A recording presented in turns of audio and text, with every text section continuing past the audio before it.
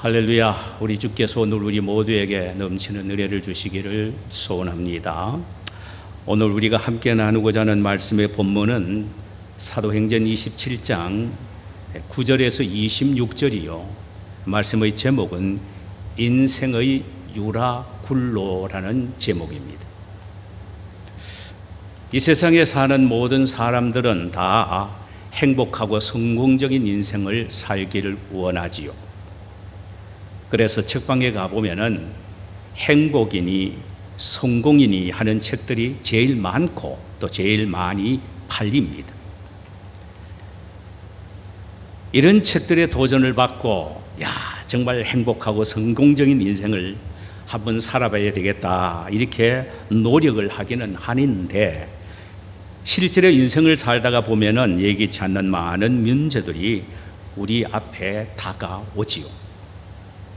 갑자기 불어닥친 크고 작은 인생의 풍랑으로 가슴이 무너져 내릴 때가 있고 절망의 자리에 주저앉아 버리는 경우도 있습니다.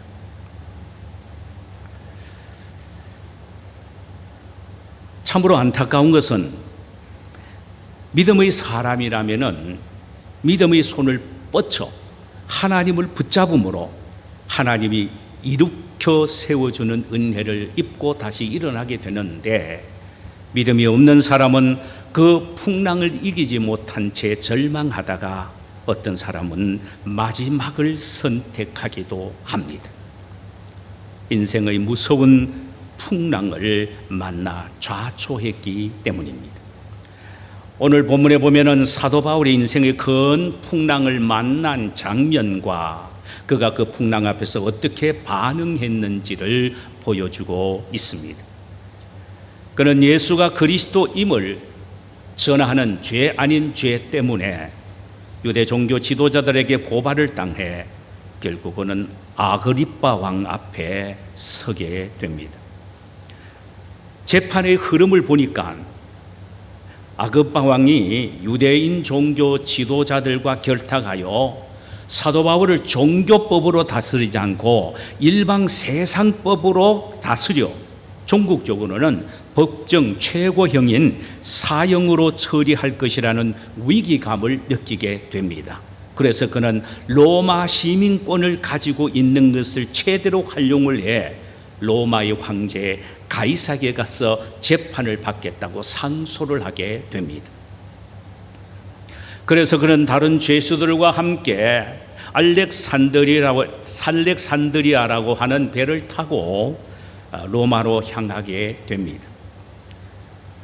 이 배는 미항을 거쳐 베닉스라는 항구 도시에 머물기 위하여 그레데 섬 해변을 끼고 지금 올라가게 됩니다. 그러다가 얼마 후에 유라굴로라는 광풍을 만나 바람에 밀려 표류하다가 결국은 침몰의 위기에 놓이게 되지요. 놀란 승무원들은 배를 가볍게 하기 위하여 첫날에는 배 속에 있던 연장들을, 둘째 날에는 배의 짐들을, 셋째 날에는 모든 배의 기구들을 몽땅 다 물에 던져버립니다. 이제는 자신들이 의지할 수 있는 것이라고는 아무것도 없어졌습니다. 장장 14일 동안 해도 달도 별도 보이지 아니했고 거센 풍랑에 의해 구원의 여망이 없어져 버렸고 그들은 공포의 나날을 겪게 됩니다. 우리 인간의 삶은 바다를 항해하는 배와 같지요. 예고도 없이 크고 작은 인생의 광풍들이 배를 강타하고 맙니다. 우리는 오늘 본문에서 바울 일행이 만난 유라굴로 광풍에 대해서 생각해보고 그들이 그것을 어떻게 극복했는지를, 그가 그것을 어떻게 극복했는지를, 그 극복한 지혜를 함께 배우기를 원합니다. 우선 오늘 본문을 통하여 우리가 한번 찾아볼 것은 유라굴로 광풍이 왜 왔느냐라는 것입니다. 다시 말하면 바울 일행이 유라굴로 광풍을 왜 만났느냐라는 것입니다. 몇 가지 이유가 있습니다. 첫째로는 지나친 욕심과 인간적인 즐거움 때문이었습니다. 인간 속에 도사리고 있는 가장 무서운 죄악 중에 하나는 여러분 스스로가 느끼는 욕심이라고 생각해 본 적이 있으십니까? 그런데 놀라운 것은 이 욕심이 얼마나 힘이 있는지 애초부터 다스리지 않으면 우리 인생을 통째로 삼켜버리고 종국적으로는 파멸시키고 맙니다. 그래서 성경은 말합니다. 욕심이 잉태한 즉 죄를 낳고 죄가 장성하면은 사망을 낳는다 그랬습니다. 욕심의 코스는 아주 정확하고 정해져 있습니다. 욕심은 죄를 가져오고 그 죄는 종국적으로 사망으로 인도한다는 말이죠.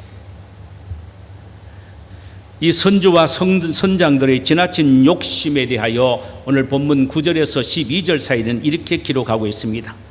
여러 날이 걸려 금식하는 절기가 이미 지났으므로 항해하기가 위태한지라 바울이 그들을 권하여 말하되 여러분들이요 내가 보니 이번 항해가 하물과 배만 아니라 우리 생명에도 타격과 많은 손해를 끼치리라 하되 백부장의 선장과 선주의 말을 바울의 말보다 더 믿더라. 백부장이 선주와 선장의 말을 바울의 말보다 더 믿더라. 그 항구가 겨울을 지내기에 불편하므로 거기에서 떠나 아무쪼록 베닉스에 가서 겨울을 지내자고 하는 자들이 많으니 베닉스는 그레데 항구라 한쪽은 서남을 한쪽은 서북을 향하였더라 그랬습니다. 금식하는 유대인의 절기가 모두 지났기에 모두 다 지쳐 있습니다.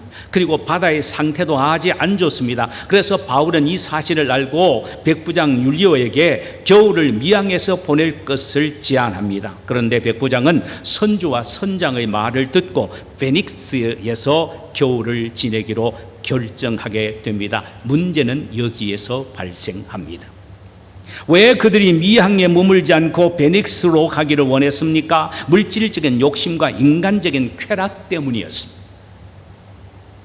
베닉스는 그레데 섬의 큰 항구 도시로 각처에서 상선들이 겨울을 보내기 위하여 많이 모여들었고 이곳에서 자연히 물물 교환과 상거래가 이루어졌고 도박이 성행하여 판돈으로 내건 향수와 사치품들을 잡아서 로마의 고관들에게 가지고 가서 비싸게 팔아 큰 부를 누릴 수 있는 기회를 그들은 잡기 위해서였습니다. 그래서 그들은 장장 넉 달 동안 겨울을 조그만한 미항에서 보내고 싶지가 않았고 부와 사치와 쾌락의 도시인 베닉스에 가서 보내기를 원하여 바울의 말을 믿지 않고 선장과 선주의 말을 듣고 가다가 가지도 못한 채 중간에서 유라굴로 광풍을 만나게 된 것입니다. 우리가 잊지 말아야 할 것은 세상에서 지나친 물욕과 사치와 향락에 눈을 돌리게 되면 나도 모르는 사이에 유라굴로 강풍이 덮치게 된다는 사실입니다. 두 번째로 믿음의 사람의 말을 듣지 않고 다수의 말을 들었기 때문입니다. 민주주의 사회의 좋은 면과 아주 잘못된 면이 있습니다. 그것은 절대 다수가 은이고 진리고 선이라고 생각하기 때문입니다. 그러나 여러분, 절대 다수가 많다고 해서 절대 다수가 오케이 하면서 손을 든다고 해서 그것이 다 진리요 선이라는 사실은 아닙니다. 오늘 본문에 보니까 바울이 그들을 권하여 말하되 여러분이여 내가 보니 이제 항해가 하물과 배만 아니라 우리 생명에도 타격과 많은 손해를 끼치리라. 그러나 백부장이 선장과 선주의 말에 바울의 말보다 더 믿더라. 그래서 항구에 미항이란 항구가 불편함으로 거기서 떠나 아무쪼록 베닉스에 가서 겨울을 지내자고 했단 말씀입니다. 사도 바울은 백부장에게 만약 벤미스로 가게 되면 풍망뿐만 아니라 모든 물질과 배와 생명까지도 위험을 받게 되니 겨울을 미항에서 보내자고 제안을 끊임없이 합니다마는 백부장은 이런 지하에 거절을 합니다. 여러분, 왜 그랬을까요? 선주와 선장들이 너무나도 경험이 많기 때문입니다. 적어도 이 코스를 지나는 것은 그저 밥만 먹으면 다녔던 것이기에 얼마나 많은 경험을 가지고 있는지 모릅니다. 그래서 백부장 율리원은 선장과 성녀의 풍부한 경험을 의지하여 바울의 말을 거부하고 그들은 목적지를 페닉스로 두고 항해하기를 시작했단 말입니다. 여러분, 인간에게 있어서 경험은 참 중요합니다. 그 경험을 토대로 해서 문명과 문화가 발달되는 것입니다. 그러나 경험보다 더 앞서고 중요한 것은 바로 하나님의 말씀을 믿는 믿음입니다. 우리가 천국을 경험하지는 못했으나 경험하는 이상으로 확신할 수 있는 것은 우리 속에 있는 믿음 때문입니다. 믿음을 무시한 경험적인 지식은 오만을 낳습니다. 그러기에 자신의 경험을 절대 진리로 생각하는 선장과 선주는 믿음의 사람 바울의 말을 아주 우습게 여겼습니다. 우리가 알아야 할 것은 절대 다수라고 해서 다 진리고 선이 아니라는 사실입니다. 하나님의 말씀을 근거한 한 사람의 믿음이 곧 진리고 선일 수가 있습니다. 한 사람의 믿음의 말이 곧 진리요 선일 수가 있단 말입니다. 이 사실을 볼 줄 아는 영적인 눈이 있어야 합니다. 예레미야서 8장에 보면은 절대 다수의 거짓 선지자들이 나타나 망해가는 이스라엘 백성들을 향하여 이렇게 외칩니다. 평안하다, 평안하다. 이 나라는 잘 될 것이라고 외칩니다.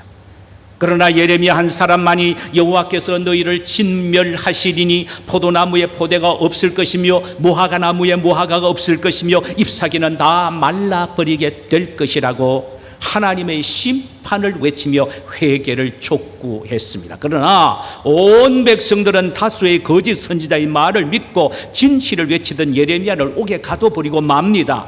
다수의 거짓 선지자의 말을 진실인 줄 알고 따라가던 이스라엘 백성들은 결국은 예레미야의 말대로 멸망당하고 맙니다.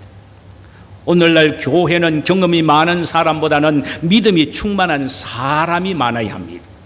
자신의 경험과 지식을 앞세우는 사람은 큰 일꾼이 되지 못합니다. 백부장은 주의 종 믿음의 사람 사도 바울의 말을 무시하고 항해의 경험이 많은 선주와 선장의 말을 듣고 강행하다가 유라굴로 광풍을 만나게 된 것이죠. 자, 두 번째 생각해 볼 것은 유라굴로 광풍을 만난 사람들의 모습을 보십시다. 첫째로는 목적지를 완전히 상실해 버립니다.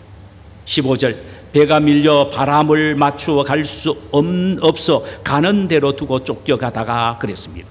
미항에서 베넥스라는 지역을 정기 운양하는데 걸리는 시간은 3일만 하면 족합니다. 그런데 이 풍랑을 만나기 때문에 전혀 엉뚱한 곳으로 가게 됩니다. 14일 동안 먹지 못하면서 헤맬 정도로 표류하고 맙니다. 인생의 풍랑을 만나 목적지를 상실한 사람처럼 딱한 인생의 사람은 없을 것입니다. 두 번째로 그들은 모두 물질을 잃어버렸습니다.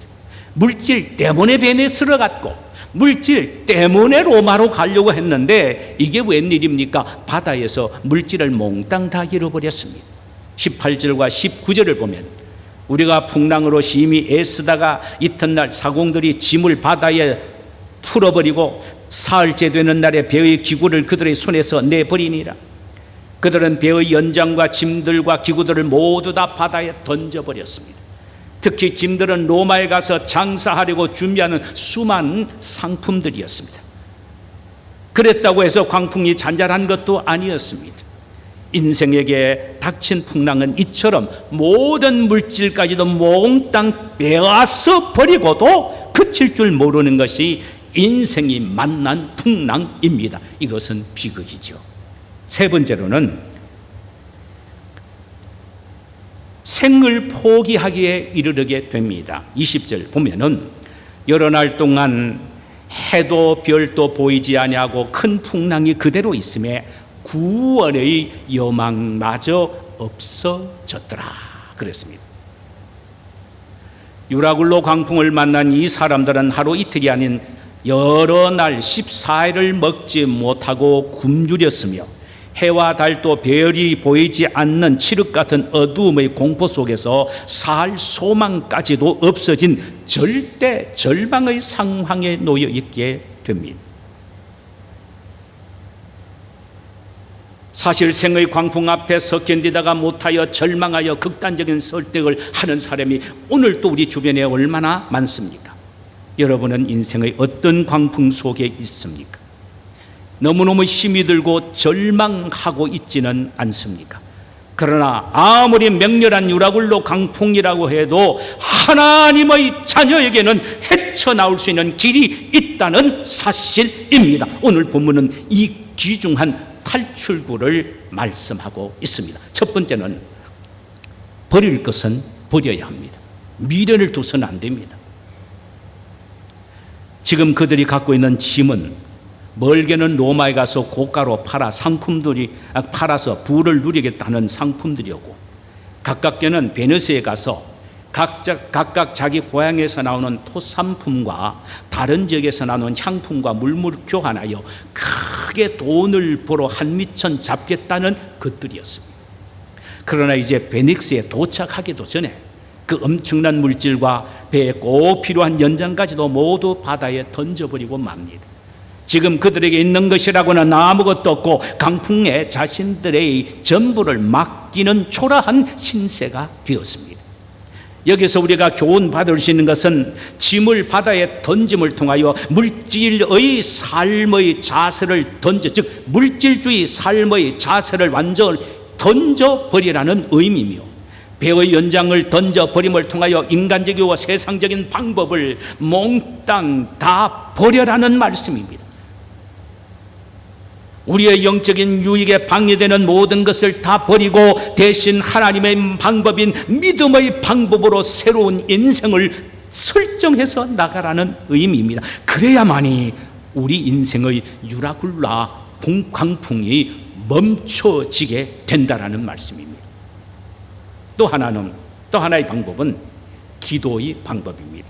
23절에 보면 내가 속한 바 곧 내가 섬기는 하나님의 사자가 어젯밤에 내 곁에 서서 말했다라고 했습니다.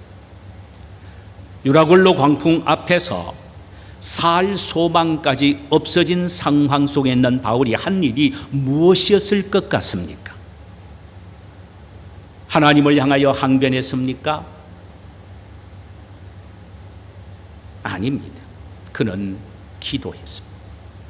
풍랑이 대작함으로 배 안의 모든 사람들이 아비규환을 이룰 때에도 바울은 기도했으며, 풍랑에 지쳐 모두 쓰러져 있던 그때에도 바울은 하나님 앞에 밤이 맞도록 기도했습니다. 어떤 사람은 말합니다. 이런 상황 속에서 어떻게 기도가 나옵니까? 라고 반문한다는 말씀입니다. 그러나 바울은 그의 눈은 유라굴로 광풍을 본 것이 아니라 광풍을 만드시고 광풍을 다스리시는 전능하신 하나님의 손길을 보았습니다. 그러기에 그는 다른 사람들이 절규하는 그 소리보다는 더 크게 하나님을 부르짖는 부르짖음의 소리를 발했던 것입니다. 그 기도를 들으신 하나님께서는 하나님의 사자를 보내어서 하나님의 음성을 갖고 바울 곁에 서게 하셨습니다. 24절입니다. 바울아, 두려워하지 말라. 내가 가이사 앞에 서야 하겠고 또 하나님께서 너와 함께 항의하는 자를 다 내게 주셨다.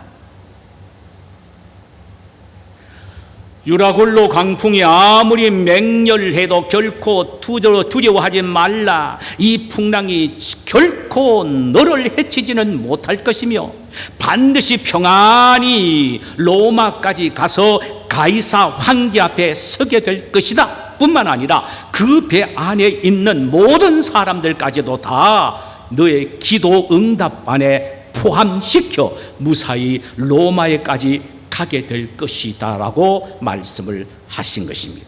사랑하는 여러분, 지금 우리를 애워싸고 있는 크고 작은 풍랑 앞에서 할 수 있는 것이 무엇입니까?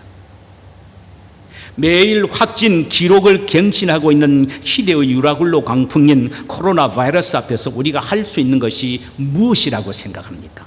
아무것도 없습니다. 그야말로 이럴 때 사용하는 단어가 속수무책입니다. 그런 때에 우리가 할 수 있는 건 뭡니까? 기도입니다. 하나님은 우리의 인생의 유라굴로 광풍을 잔잔하게 하도록 하기 위하여 우리에게 기도를 요청하십니다. 배 안에 276명을 살리기 위하여 하나님이 바울에게 기도를 요청하셨던 것처럼 오늘날에도 코로나 바이러스라는 유라굴로 광풍을 만난 사람들을 살리기 위하여 하나님은 우리에게 기도를 요청하고 계신다는 사실입니다. 한 사람의 능력 있는 기도가 한 가정을 살립니다. 한 사람의 능력 있는 기도가 한 민족을 살리기도 합니다. 에스더 한 사람의 기도가 이스라엘을 다시 살렸습니다. 그룬두비 한 사람의 기도가 덴마크를 살렸고 존나스 한 사람의 기도가 스코틀랜드를 구원했습니다. 오늘 나 한 사람의 기도가 내 가정을 살리기도 합니다. 나 한 사람의 신실한 성도의 기도가 교회를 다시 일으켜 세우기도 합니다. 오늘 이 시대에 우리 그리스도인들의 기도가 코로나 바이러스의 광풍에서 침몰 위기에 놓여 있는 미국과 전 세계를 구원할 수 있다는 사실을 알아야 합니다. 우리 그리스도인들이 할 수 있는 일이 그렇다면 무엇입니까? 기도입니다. 첫째도 기도요, 둘째도 기도입니다. 마지막 하나는 말씀의 비전을 굳게 붙잡고 믿어야 합니다. 아주 중요합니다. 말씀의 비전을 굳게 붙잡고 믿어야 합니다. 여러분, 비전에 대해서 오해하는 사람이 있습니다. 긍정적인 사고에 의한 자기 확신을 비전이라고 착각을 합니다. 비전이 아니에요. 진정한 비전은 하나님의 말씀을 근거로 한 기도의 확신입니다. 하나님의 말씀을 붙잡고 기도할 때 마음속에 생겨진 확신이 바로 비전이란 말이죠. 이게 비전입니다.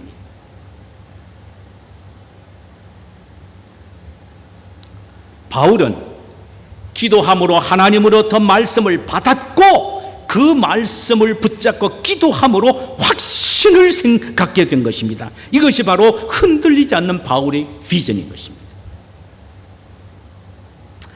바울이 기도했을 때에 하나님이 그에게 주신 말씀이 있습니다. 잘 들어보세요. 그 말씀이 뭘까요? 바울아, 두려워하지 말라. 내가 가이사 앞에 서야 하겠고 또 하나님께서 너와 함께 항해하는 자를 다 내게 주셨다. 바로 이 말씀이 하나님이 바울에게 주신 말씀입니다. 바울이 하나님 앞에 기도함으로 말미암아 내가 로마에 가게 되었다는 말씀을 하셨습니다. 이 말씀은 본문 24절 한 군데만 나오는 것이 아닙니다. 사도행전 19장 21절에 나오고 그 다음에 사도행전 23장 11절에 세 번이나 반복됩니다. 바울의 마음속에는 하나님의 말씀이 기도를 통하여 비전으로 자리를 잡게 된 것입니다. 그래서 유라굴로 광풍 속에서도 죽음을 기다리는 모두에게 여러분들이요, 한 사람도 이 광풍에서 죽지 않을 것입니다. 오직 배뿐입니다. 하나님이 내게 말씀하셨습니다. 어젯밤 내가 기도하는 가운데 하나님이 나에게 말씀하셨습니다.